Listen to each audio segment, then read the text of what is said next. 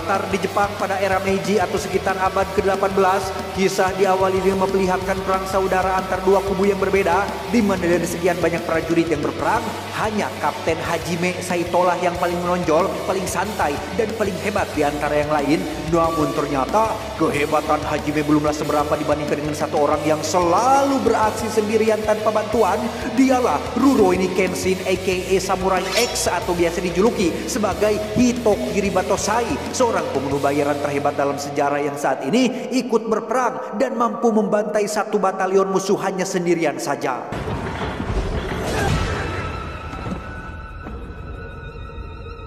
Tak lama, bendera pun diangkat sebagai tanda kemenangan akan salah satu kubu, yang berarti perang telah usai. Namun tidak untuk Hajime yang merasa masih belum puas jika belum bisa mengalahkan sang nomor satu yaitu Kenshin. Akan tetapi sang jagoan memilih untuk meninggalkan pedangnya sebagai tanda bahwa ia memilih mundur dan pensiun dari dunia persamuraian.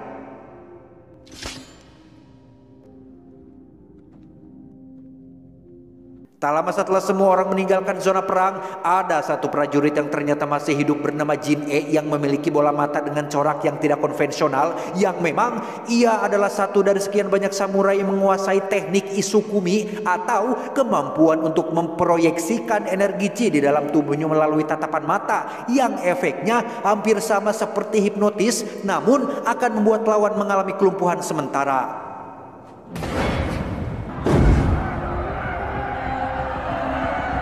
Setelah mendengar banyak suara dari jiwa-jiwa yang mati oleh pedang milik Kenshin, Jin-e memutuskan untuk memilikinya dan berencana untuk menjadi Batosai selanjutnya.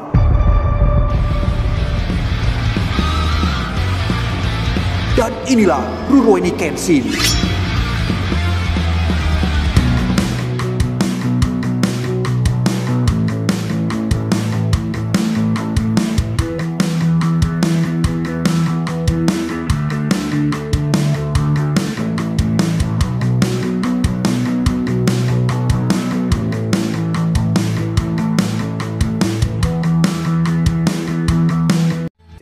Akan dimulai 10 tahun sejak perang usai, di mana kota ini menjadi maju dan damai, aman sejahtera berkat seorang pemimpin yang memulai era baru sesuai dengan perkembangan zaman pada masa itu. Ketika sebagian yang lain sedang fokus mensejahterakan rakyat, selalu saja ada oknum yang memanfaatkan situasi damai untuk kepentingan pribadi. Yang dalam kasus ini ada seseorang yang bisa dibilang mafia bernama Takeda, atau supaya lebih mudah diingat kita panggil saja si Juragan lah. Ini pemenguknya yang diam-diam telah memproduksi opium atau sejenis obat narkotika dengan bantuan seorang ahli bernama Megumi bersama dengan rekan-rekannya.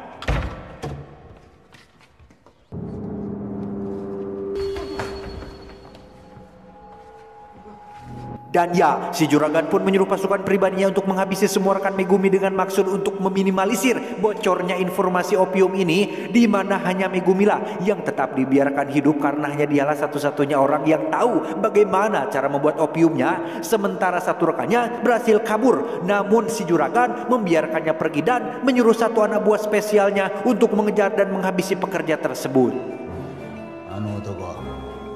Keesokan paginya, pekerja itu pun ditemukan sudah tewas tergeletak di jalanan dengan sebuah kertas bertuliskan Batosai, sehingga Hajime yang saat ini menjabat sebagai kepala polisi pun langsung mendatangi kediaman si Juragan untuk meminta keterangan terkait kematian satu pekerjanya tersebut. Sebagai seseorang yang merasa berkuasa dan punya banyak uang, si Juragan pun menolak bersikap kooperatif, di mana ia justru malah menunjukkan puluhan prajurit pribadinya yang semuanya memiliki latar belakang sama, yaitu samurai. Karena setelah perang berakhir, para samurai ini tidak mendapatkan tempat di masyarakat, sehingga si Juragan pun sengaja menampung mereka semua, termasuk menjadikannya sebagai anak buah setianya. Tak lama setelah Hajime pergi, si Juragan langsung mendapat kabar buruk tentang Megumi yang berhasil kabur, di mana ia segera menugaskan satu anak buah spesialnya, yaitu Batosai palsu yang tiada lain adalah Jin-e, yang saat ini bekerja untuk si Juragan untuk segera menangkap dan membawa Megumi kembali hidup-hidup.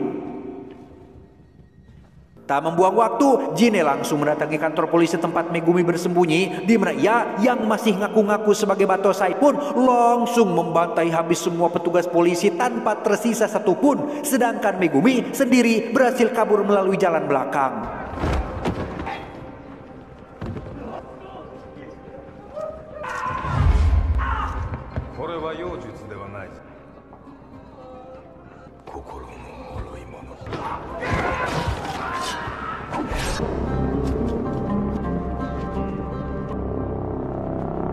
Kembali pada jagoan kita semua, yaitu Kenshin yang baru tiba di kota setelah 10 tahun menghilang dari peredaran. Di mana saat ia baru selesai beli cilok di festival, Kenshin tak sengaja melihat selebaran tentang seorang buronan dengan julukan Batosai si pembantai, tepat saat muncul seorang wanita bernama Kaoru yang langsung menuduh Kenshin sebagai buronan gara-gara membawa pedang, sehingga Kenshin pun langsung menjelaskan bahwa pedang miliknya adalah pedang dengan mata terbalik, alias pedang khusus yang tidak diperuntukkan untuk membunuh.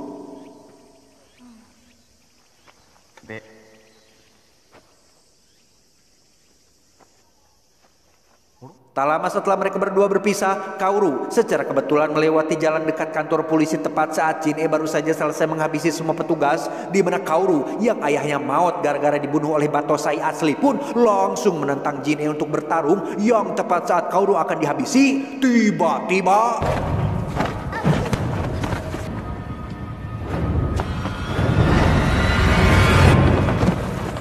ya, dari kegesitan dan bekas luka X pada pipi Kenshin, Jin bisa langsung menebak jika orang yang ada di hadapannya saat ini adalah sang legenda, yaitu Batosai asli. Hal itu semakin diperkuat ketika jurus hipnotisnya tak mempan terhadap Kenshin yang punya energi chi sangat besar, sehingga daripada membuat dirinya celaka, Jin memilih untuk membiarkan mereka berdua pergi tepat saat para petugas baru muncul di lokasi. Untuk menghindari petugas, Kaoru pun membawa Kenshin ke tempat tinggalnya yang merupakan sebuah tempat perguruan pedang yang didirikan oleh mendiang ayahnya, tanpa Kaoru sadari bahwa orang yang sedang bersamanya saat ini adalah Batosai asli yang sudah menghabisi ayahnya dulu.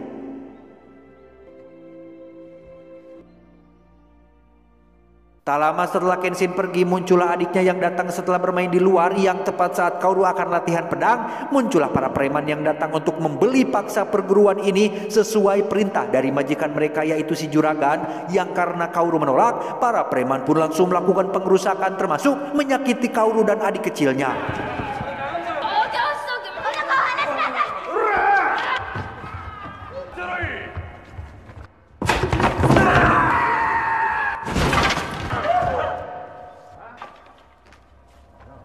Dan ya, para preman termasuk Kaoru pun sempat terkejut oleh kemunculan Kenshin yang datang seorang diri meminta dengan sopan dan santun agar mereka segera pergi. Namun karena para preman menolak, Kenshin terpaksa harus menggunakan tangan kosongnya untuk menghadapi mereka semua.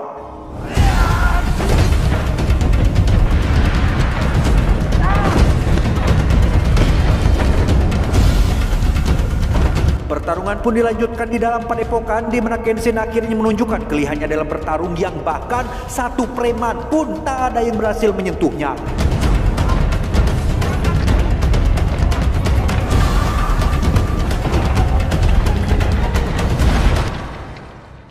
Karena mereka masih keras kepala, Kenshin terpaksa mengeluarkan pedang mata terbaliknya sembari mengungkapkan jati diri yang sesungguhnya. Di mana hal itu cukup membuat Kaoru terkejut bahwasannya orang yang sedang menolongnya saat ini adalah orang yang sudah membuat dia dan adiknya menjadi anak yatim. Namun setelah melihat sosok Kenshin yang sudah berubah, Kaoru tidak mengikuti hawa nafsunya untuk membalas dendam atas semua perbuatannya di masa lalu.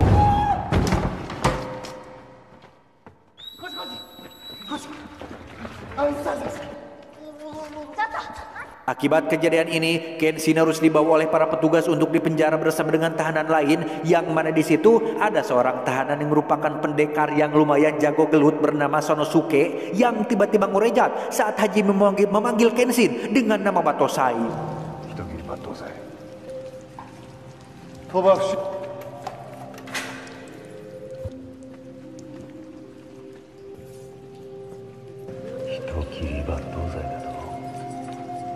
Karena dulu Kenshin kenal dekat dengan Laksamana, Kenshin pun dikeluarkan dari penjara dan dipertemukan langsung dengan Bapak Laksamana yang menjadi pimpinan tertinggi di kemiliteran Jepang.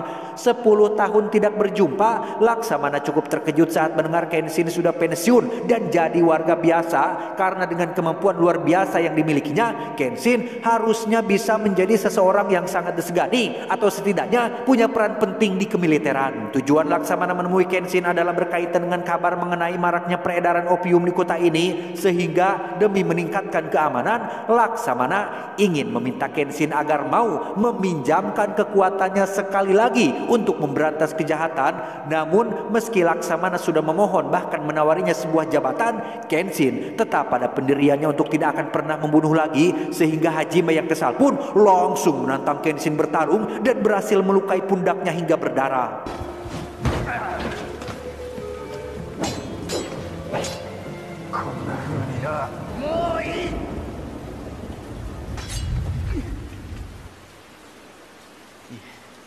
Setelah dinyatakan tidak bersalah, Kenshin pun dibebaskan dari hukuman, di mana Kenshin benar-benar sangat terkejut saat melihat Kaoru datang menjemput, bahkan menunggunya di tengah hujan. Yang dari sekian banyak kata yang terucap, Kenshin sangat amat terharu saat Kaoru mengatakan bahwa dia tidak peduli dengan siapapun Kenshin di masa lalu. Yang terpenting sekarang, Kenshin sudah bertobat, berubah, dan harus tetap menjadi orang baru yang lebih baik.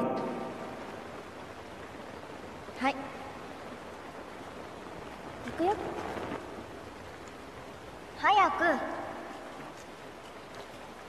Di saat bersamaan, Megumi terlihat masih dalam pelariannya hingga tersengaja bertemu dengan si adik atau adiknya si Kaoru yang dengan baik hati mau membawanya ke padepokan. Setibanya di padepokan, Kenshin, Kaoru, dan Megumi pun akhirnya berkenalan satu sama lain, di mana mereka memutuskan untuk tinggal bersama dan saling menjaga satu sama lain, dengan Kaoru yang memberikan pakaian samurai baru bekas mendiang ayahnya untuk dipakai Kenshin sebagai simbol dari kehidupan barunya. Suatu malam, Kenshin dan kawan-kawan pun makan di sebuah restoran tepat saat muncul si juragan mencari seseorang yang katanya sudah mengalahkan 10 preman hanya seorang diri, di mana si juragan yang merasa bisa membeli segala sesuatu pun mencoba mengajak Kenshin untuk menjadi salah satu pengawalnya. Tetapi Kenshin sama sekali tidak tertarik dengan uang dan dengan sopan menolak tawaran tersebut.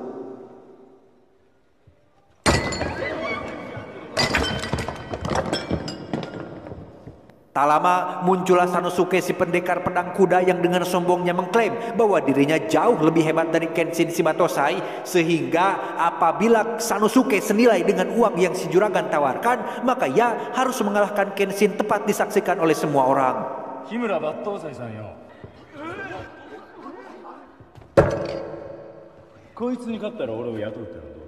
Bermodalkan Zanbato atau pedang pembunuh kuda yang beratnya hampir 50 kg, jelas Sanosuke bukanlah petarung sembarangan yang bisa dianggap remeh sangu, sehingga Kenshin yang selalu berusaha menghargai lawan pun mencoba untuk bertarung dengan serius tanpa akan menyakiti lawannya sedikit pun. Setelah beberapa kali percobaan, Sanosuke akhirnya capek sendiri, apalagi ketika Kenshin mengatakan tentang harga diri yang pada intinya Sanosuke tidak pantas bekerja untuk seseorang seperti si juragan, sehingga Sanosuke pun langsung menghentikan pertarungan dan menyuruh semua orang untuk segera bubar.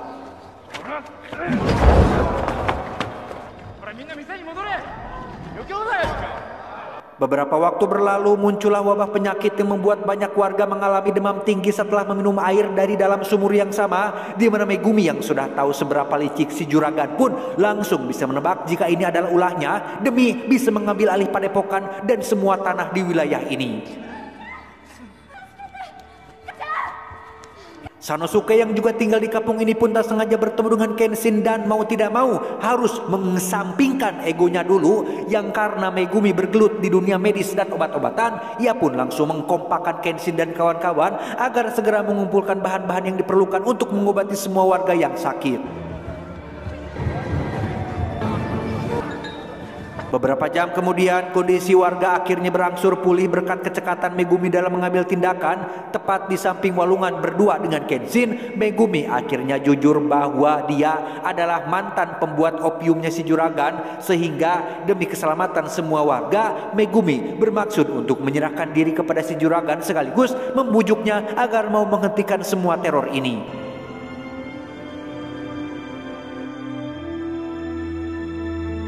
Tak lama setelah Megumi pergi menyerahkan diri, Kenshin menjadi kepikiran dengan nasib Megumi yang dengan begitu beraninya mengorbankan dirinya sendiri demi semua orang. Dengan fakta bahwa dirinya sudah bertobat dan jadi orang baik, alangkah tidak pantasnya ketika ia hanya berdiam diri membiarkan kejahatan terjadi. Sehingga demi untuk membuktikan pertobatannya, Kenshin memutuskan untuk pergi menyelamatkan Megumi dengan ditemani Sanosuke yang memaksa untuk ikut. Sementara Kaoru dan adiknya diminta untuk tetap di padepokan dan jangan lupa masak rendang setelah semuanya selesai. Megumi sendiri terlihat baru sampai di kediaman si juragan yang dengan tidak malunya memukuli dan menendang seorang perempuan, di mana kelakuannya seketika terhenti saat mendengar suara ramai-ramai di luar yang ternyata itu adalah Kenshin yang sudah tiba di tempat ini.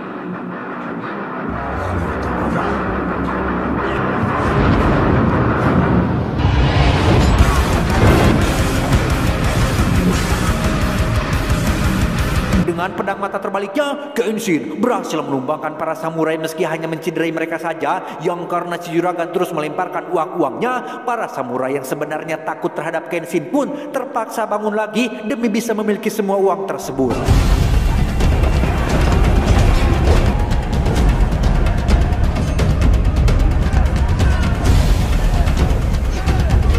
Berkat bantuan Sanosuke dengan pedang Janbatonya, puluhan samurai pun berhasil dikalahkan. Sehingga sekarang giliran mereka masuk ke dalam rumah untuk mengambil kembali Megumi dari si juragan. Tiba di dalam, mereka berdua pun bertemu dengan salah satu pengawal juragan yang merupakan seorang pendeta jago gelut, di mana Sanosuke mengajukan dirinya untuk menghadapi pendeta tersebut dan mempersilahkan Kenshin untuk maju duluan. Tanpa menggunakan pedang atau senjata tajam sejenisnya, Sanosuke dan pendeta pun bertarung dengan gaya tangan kosong, yang mana dua-duanya memiliki kemampuan tinju yang sama. Sehingga pertarungan pun berlangsung cukup alot sampai-sampai harus makan dan minum dulu untuk memulihkan staminanya.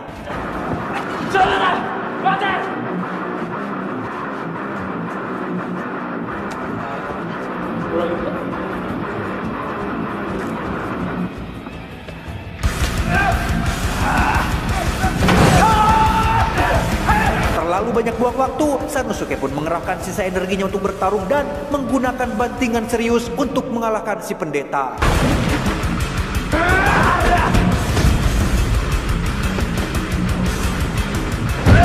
Kembali ke Kenshin yang harus menghadapi samurai bertopeng yang selalu memakai topeng untuk menutupi luka bakar pada wajahnya, di mana samurai bernama Gen ini pun merupakan satu-satunya samurai yang menggunakan alat modern sebagai senjata bertarungnya.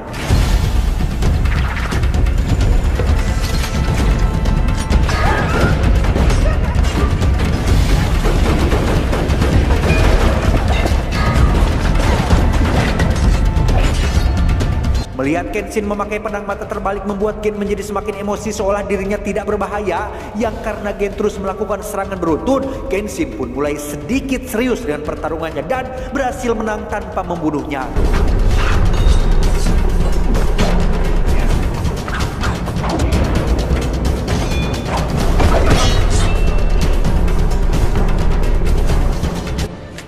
Setelah Sanosuke muncul, mereka berdua pun langsung naik ke lantai selanjutnya, yang tepat saat mereka akan masuk ke ruangan si juragan, tiba-tiba ya, karena si juragan tidak bisa bertarung, ia pun memakai peralatan modern yaitu Gatling Gun yang dapat melepaskan beberapa peluru dalam satu kali tembakan. Sempat terdesak, Hajime pun datang terlambat dan langsung memberitahu bahwa Gatling Gun hanya bisa menembak ke satu arah saja, sehingga mereka bertiga pun pura-pura menyerah agar bisa menyerang dari berbagai arah.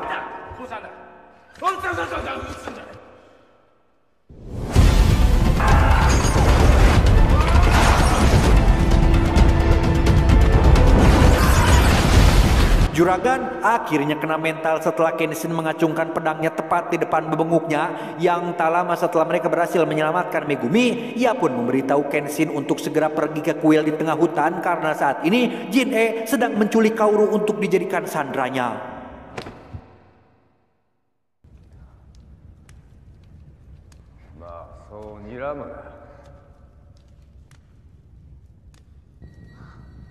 Setibanya di kuil tengah hutan, Jin-e terlihat sudah menunggu kedatangan Kenshin yang memang sudah lama. Jin-e menantikan momen seperti ini karena ingat, ketika seseorang sudah menjadi yang nomor satu dan tak terkalahkan, maka akan banyak sekali musuh yang berusaha menantang. Yang dalam kasus ini adalah Jin-e yang juga ingin menjadi orang pertama yang berhasil mengalahkan sang Gotosai.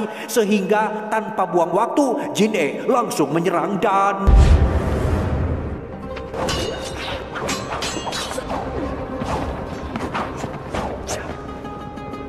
kali ini Kenshin nampaknya akan cukup kesulitan untuk menang karena Jin-e tidak seperti samurai-samurai kroco sebelumnya yang hanya menggunakan jurus itu-itu saja. Di mana hal itu terbukti ketika Jin-e berhasil mengecoh Kenshin dengan cara memindahkan pedangnya dari tangan kanan ke kiri dan sebaliknya sehingga...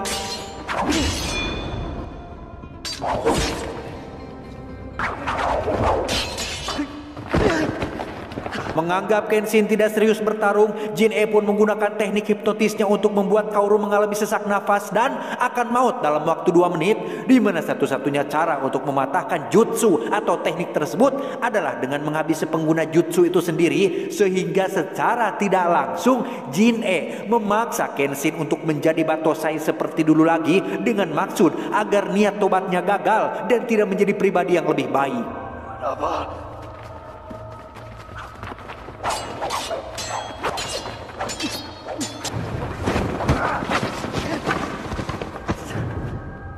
Melihat Kaoru sudah ngap-ngapan membuat Kenshin akhirnya tidak punya pilihan lain lagi selain harus menjadi sosok yang sudah lama ia kubur. Di mana Kenshin seketika mengeluarkan aura atau vibes berbeda yang langsung membuat Jin-e bersemangat.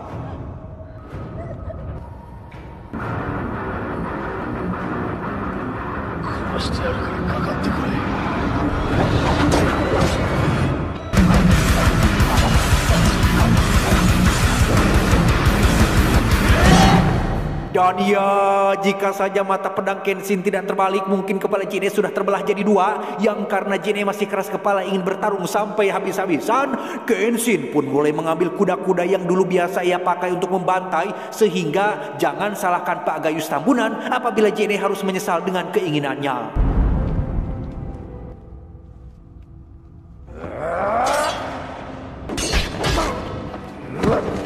Tepat saat Kenshin akan menghabisinya, Kaoru tiba-tiba berteriak pertanda ia sudah pulih dari jutsu tersebut berkat kekuatan hatinya yang tidak ingin melihat Kenshin menjadi seperti dulu lagi. Di mana Jin-e masih saja tidak menyerah meski Kenshin sudah menjelaskan bahwa sendi tangannya sudah cedera dan mustahil bisa menang. Namun ternyata Jin-e tidak bermaksud menyerang Kenshin melainkan menghabisi dirinya sendiri karena malu sudah terlanjur berbuat sejauh ini.